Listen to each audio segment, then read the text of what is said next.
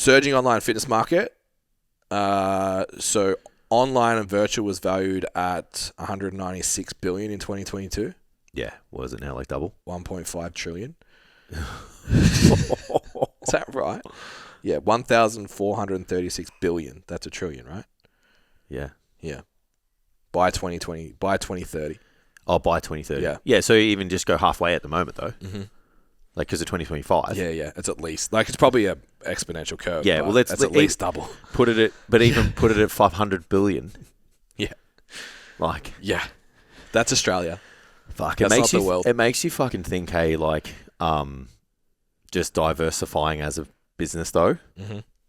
It's like if you're just not in that, like, you know how people just refuse to go with, like, the industry and stuff? Yeah. And, like, with the market and whatnot? Like, Yeah. even loosely talking to someone about just AI the other day, and they were just like, I'm just pretending it's not there because it gives me anxiety. And I'm like, you got probably 12 months, 2 years tops. And Yeah, then because I did a month's worth of work this week.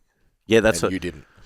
So, and I was like, but if you have that attitude, so even if you go with this online thing and it's just like you're refusing to go with something that's new and challenging and whatever, like you're going to get left behind. Mm-hmm. Like, Yeah. you can't, as a business, you cannot ignore where your industry is going, where your market is going, like where your future prospects are, man. Yeah. So it's a growth rate of, I'm going to round it up so you can do the math.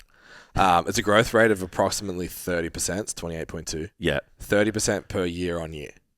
So 2022, round it to 200. Yeah. 30% is another 60 million, 60 billion. Yeah. Then the next year after It's that, it's going to 30% be of 260, yeah. 70 billion. Yeah. So it's 130 billion increase. So it's basically double by now. Yeah. Yeah, I can tell why that, like the reason why that stat doesn't surprise me and I was prepared for it is because people don't go to their gyms now to find a coach. Like people don't, like, you know, when you needed a personal trainer, you would go to Who's here? to the gym and work out who's there. Yeah. People join gyms now and go online to find their coach. Yeah. And like even to the point where I'm just like, who have you worked with in the past? And they're just like, no one. Like sometimes, you know, but they've been training for a couple of years and they're just like, I haven't worked with anyone. Yep.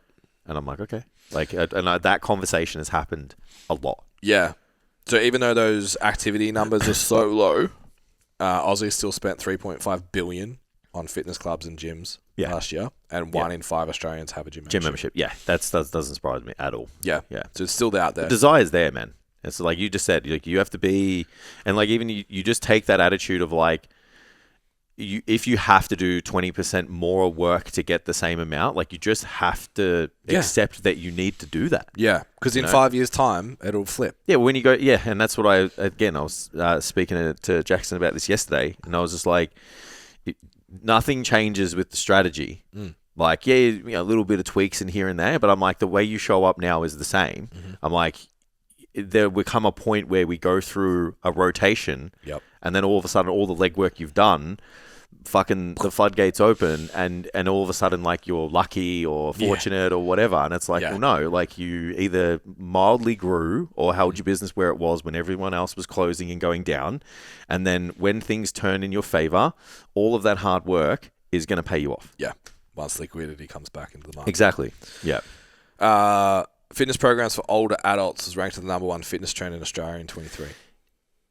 You know, I've had a bit of free time this week, so I've been thinking, and I was like, I'm proud of you. Thank you. You're giving yourself I was like, there's a fucking, I'm getting excited. There's a huge market for like that 40 to 65. Yeah. Like, I actually think that's the market, man. Yeah. Like, is in that. Yeah, well, they don't want an online coach. Yeah. Yeah. Well, they don't know what it is yet. The only person I have in that age bracket trained with me for 3 years. Yeah. Yeah. But even like so I'm about to turn 40 though. Yep. So I know how to use technology. Yeah. So I'm like, that's an emerging market. Yeah, you know it enough, but the relationship still matters more. Yeah. Yeah. So, but I know. I just think about. You can get them online too. Yeah, because I know how to use technology. Like, you know, like look at it like this. The average gamer is 35. Mm. They've been playing video games since they were 9 years old. Yeah. Probably 8, Yeah. right?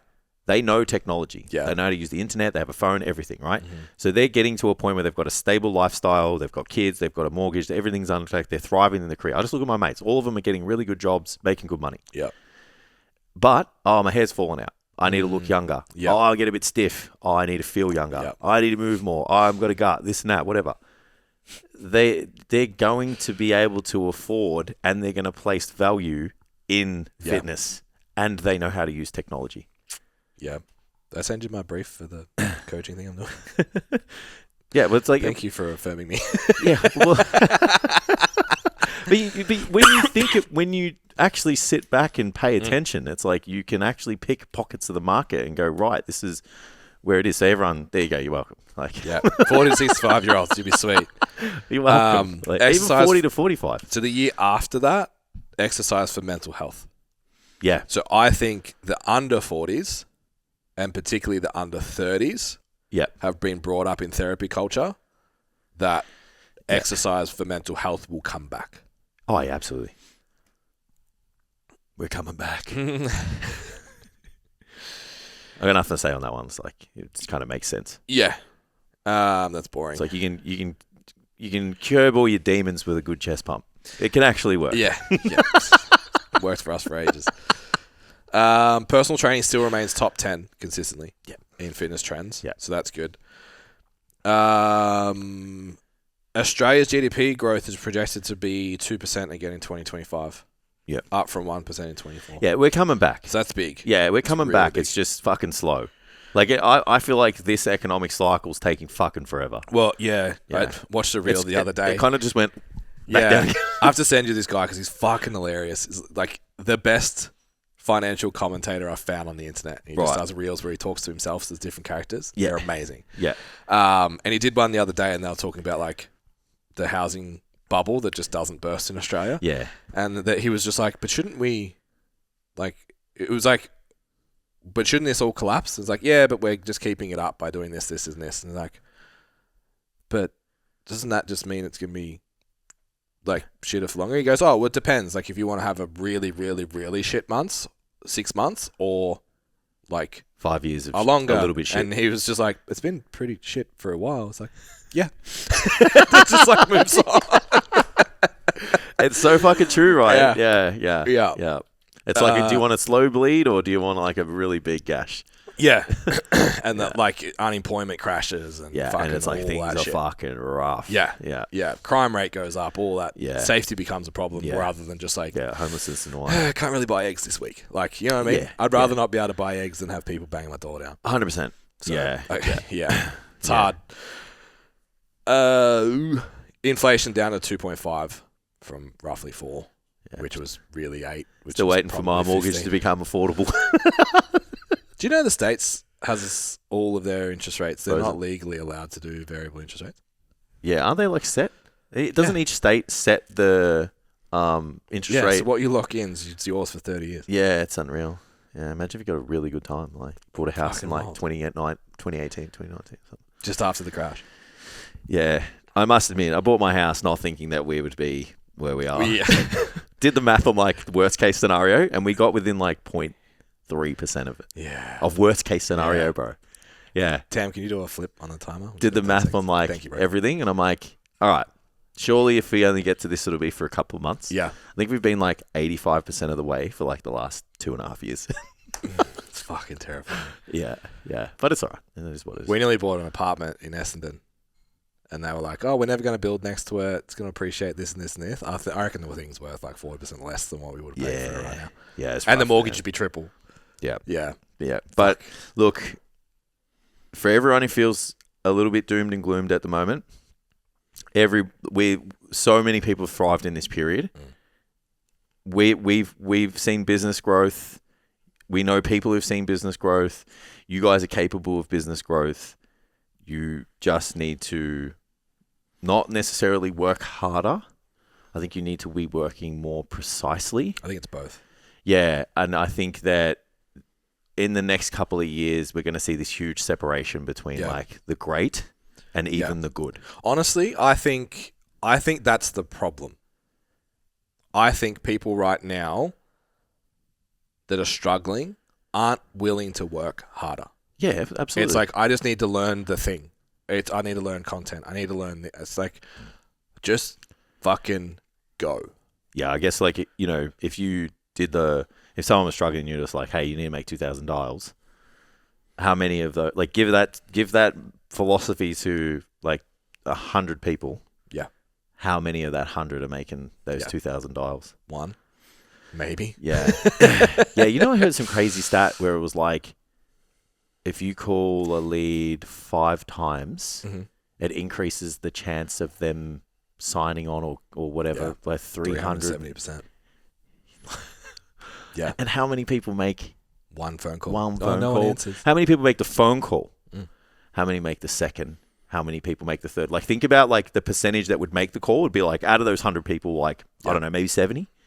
And then how many people make the second? Of that 70, probably like, I don't know, maybe 25. Because you don't get taught to dial again. Yeah. And then the third one, you need specific training to contact that. Like, you need someone to tell you. How many people are getting training on like, you know, lead acquisition? Yeah. 3%? Maybe? 3 people out of 100 get. Yeah. So there's that small percentage of people that thrive because they're willing to do the extra work. And this is what you're competing with. So over the weekend, I put together 5 pathways for 5 different businesses for nurturing pathways. Yeah. Starts from getting a lead in through to post sign up. Every one of those pathways, every one of those nurturing sequences, outside of phone calls, text messages, 100. Emails, 100. Yeah. Phone calls, someone's doing it full time. Yeah. You're competing with that. So when you get a list of 20 numbers and you call them all once and you say no one answers, and then you go, and my business is failing. Yeah, that should be $100 minimum. Yeah. Of those 20. If you're struggling. Yeah. Fucking earth. And you will destroy. Yeah. And then it's like, how many, like, to have 5 conversations with people in the gym too. Yep. You know what I mean? Like, walk to the gym. Because no one else does that either. Yeah, have 5 conversations with someone about their workout. Actually give a shit, give them advice. We have to stop because the next episode is everything we're talking about right now. All right, let's do it. So we're going to bring you guys back. You're going to have to hang on for a week. Yeah. Next week, we're going to talk about how to add $1,000 to your business in the next 6 weeks. Ooh, let's go. So, yes, situation is a situation right now.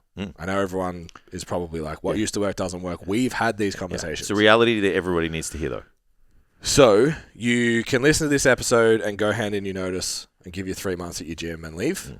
Or show up to next week's pod, do the fucking thing. We're all going to make it. And kill it. Yeah. Like, you're in that 3%, man. You're not going backwards. Yeah. You're accelerating. Yeah.